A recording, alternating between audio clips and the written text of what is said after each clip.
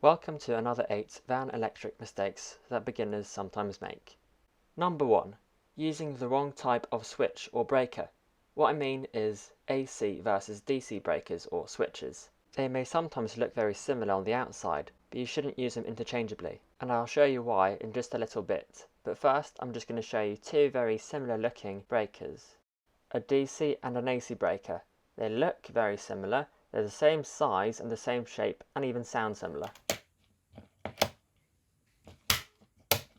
These breakers get mounted to the DIN rail the same way, and the screw terminals are also very similar. Here's where you tell them apart. The numbers. As you can see, it says DC on it, which is direct current. It also says 1000 volts, so that's a limit. C50 means it's a 50 amp circuit breaker, and that it will trip after a certain amount of time, depending on what letter you have before the 50. And of course, the 50 means it will trip a bit beyond 50 amps. There is more to be said about these components, but that's for another video, so let's look at the alternating current one instead. Here it says C10, 10 being the amps, and 230 volts, and the squiggly little bendy thing means alternating current. So either you'll have that little bendy thing, or it will say AC on it. For the DC breaker, it will either be the DC written on it, or you'll have like a straight line with dots, like this. Okay, so now, why can't we use these interchangeably? To explain this, I'm just going to show you guys a little bit of theory, I suppose. Bear with me. So AC, or alternating current, doesn't flow constantly. It goes like up and down, or forwards and backwards. It oscillates rather than flows. And it does this very quickly. Depending on what country you're in, it might do it at 50 or 60 times per second. It's the hertz, or the frequency. Anyway, every time it's in the middle, where this line is, the voltage and current are zero.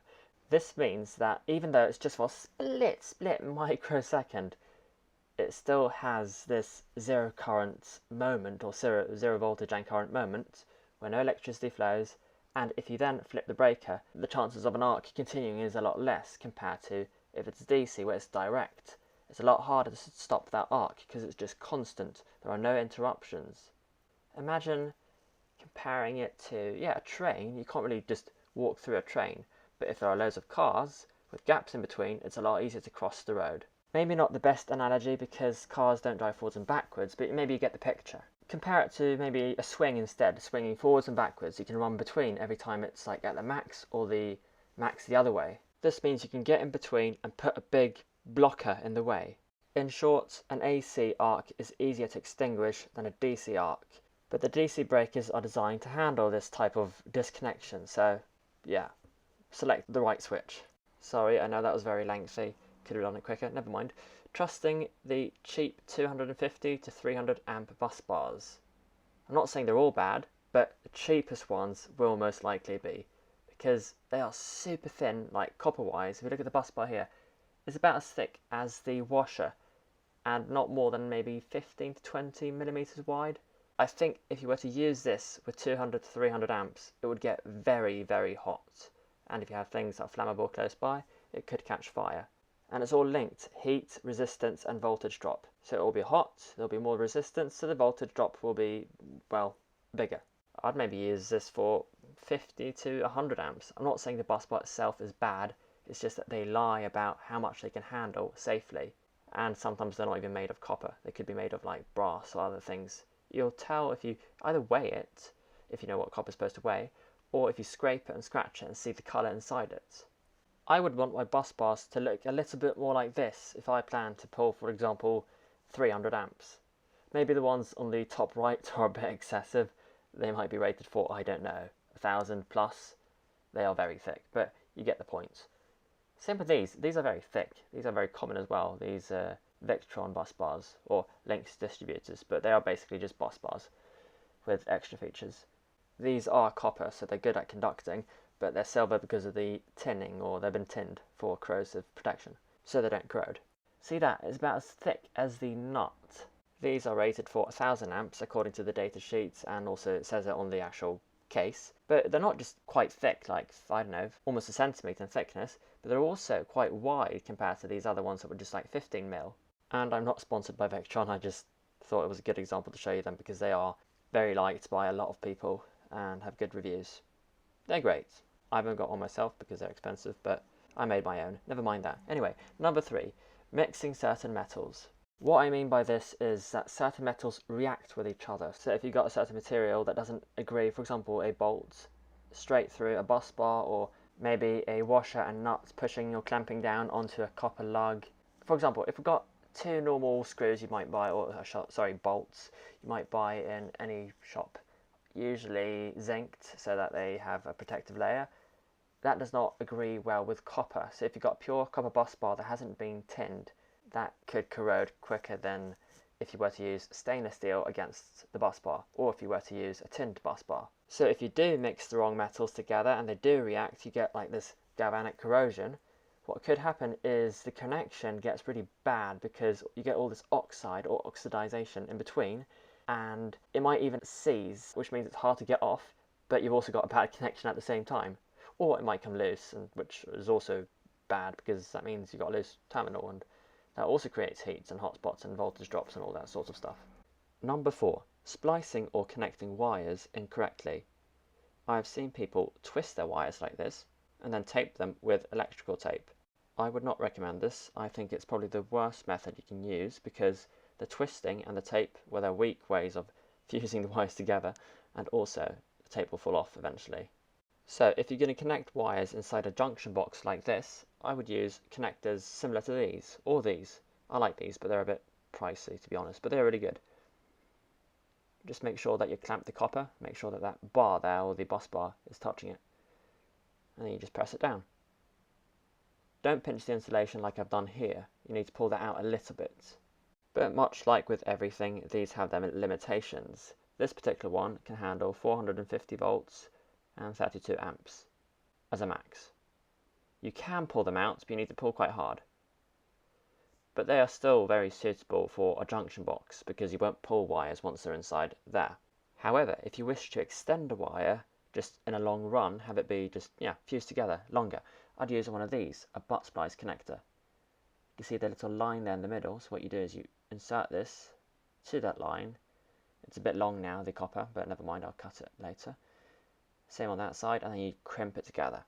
Inside there's this little thing, I'm not sure you can see it, but that blocks the wire from going any further in. Something like that. And the other side as well. Now, then after you've done this, you use a special type of butt splice connector crimp tool, because this particular butt splice connector is one with heat shrink, which means if you use a normal one, the normal tool, you'll risk damaging the insulation. You'll notice it when you try to shrink the heat shrink, and there'll be like holes so you can see the tinned copper or the metal parts. I've done that a few times, so use the proper tool for that one. But for normal butt splice connectors, you can use a normal standard crimp tool. It's just that I had run out of the normal butt splice connectors, so that's why I'm using a heat shrinked one. Done correctly, you won't be able to pull these apart with your hands. They're strong. There are also plenty of videos on YouTube showing you the right way and wrong way to, twist these together. In my personal opinion, however, these are all wrong because there are other ways of doing it that are a lot better. With the solid core here, for example, I think that you risk a bad connection if it rattles, and with a multi-stranded, you risk them coming undone by just yanking at both ends quite hard. Now, moisture-wise, you could be safe if you used heat shrink because that keeps moisture out, but if you want an even better way, you'd crimp it with like a butt splice connector, because then you make it gas tight or airtight, and then also use heat shrink on top of that. I think twisting wires has its purpose, but maybe for artwork instead. You might also give the strands a little twist or spin just so they can fit into certain holes in case the wires or the strands are going all over the place, but other than that, I would crimp or use a connector. Number 5. Wire sizing when it comes to converters, transformers and other things. For example, inverters, MPPT solar charge controllers, DC to DC chargers, or just power converters of any sort. These devices have different components on the inside. For example, the inverter has a transformer, whilst the MPPT solar charge controller might use a buck. But regardless, they both work with changing the voltage and the current. So let's just pick the inverter. Let's say there's a transformer there and it's a perfect one, a magical one where there are no losses in heat. So you've got 2300 watts in and out, 115 volts on one side and 230 on the other side. In order for this 2300 to stay the same, but have the voltage double, the current has to half. It's just the way things are. You can't just magically increase power from nowhere. It sacrifices. When one goes up, the other one goes down, and vice versa, depending on how many loops you have on these coil things. So let me show you an example with wire sizing with an MPPT solar charge controller. You have 80 volts in total here, with the solar panels being in series, and 10 amps. This is 800 watts. This is fine with 4 square millimeter wire going into the actual solar charge controller, but not coming out. This is because 4 square millimeter wire can handle 10 amps, but 10 amps won't be coming out most likely. If your system is, for example, a 12 volt system, you'll be charging at 14-ish volts, or 14.4 maybe. But that means for 80 volts to become 14 and still remain 800 watts, without any losses of course, it will, well, as you can see, 800 divided by 14.4 is 55.5.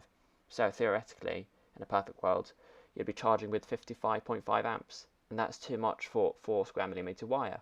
So if you have a lot of panels in series like this, and your battery bank is not a very high voltage one, you will need to up the size. For example, in this case, I'd maybe use 10 square millimeter wire, but you'll have to check exactly what you'll need for your installation. And the same goes for any converter.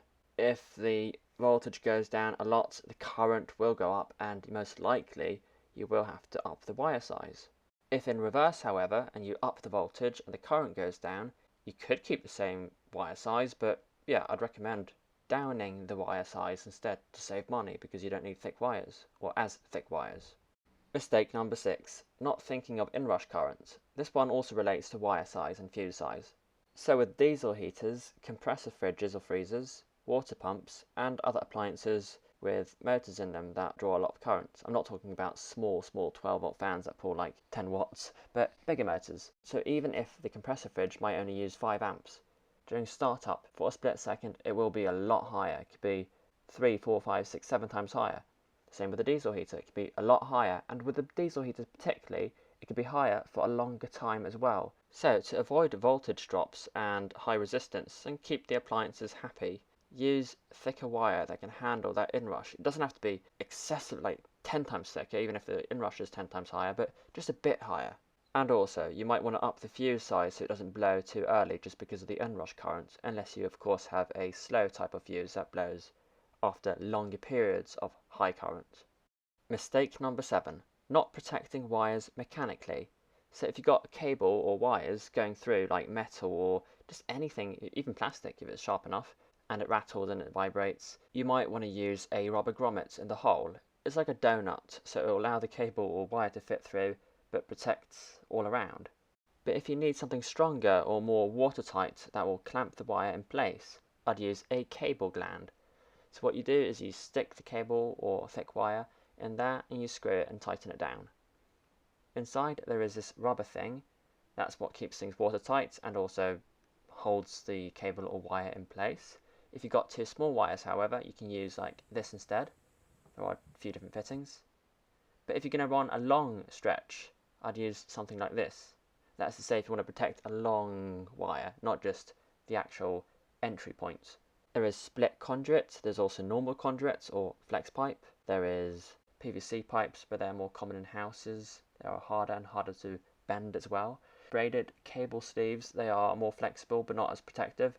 You can even use vulcanizing tape, but that is expensive to use if you're going to use a lot of it. But it's a lot better than electrical tape because it's thicker, more protective, and it also adheres to itself and becomes one.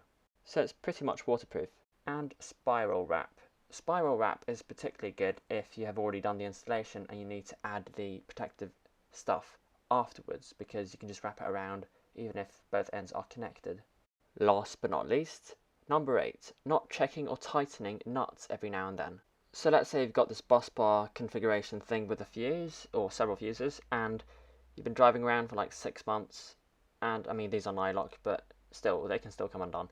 Let's say you've been driving around for 6 months on bumpy roads, or even without the bumpy roads, just from the current and heat changes themselves. Eventually these can come loose, and if you don't check it or realise it in time, they will rattle, they will the connection will be a lot worse. I mean, that doesn't sound very solid to me, and that will lead to hot spots. If you've got flammable stuff nearby, it can catch fire. You will also get a voltage drop. Basically what happens, the connection is a lot less surface area. Current tries to push through that little surface area, but struggles a lot because it's like a thin wire, just more resistance, so it heats up like a resistor. Bad. And it's easy to fix. Just check it every now and then, and tighten it if it needs tightening. Some people use heat cameras after the installation, or after like a few months just to check up on it. But heat cameras are expensive and not everybody has them, but you can always feel with your fingers or just tighten the actual nut down to be on the safe side. Thanks for watching this video. If it was helpful, consider watching the first Van Electrics Mistakes video I made. It's called 8 Van Electrics Beginner Mistakes.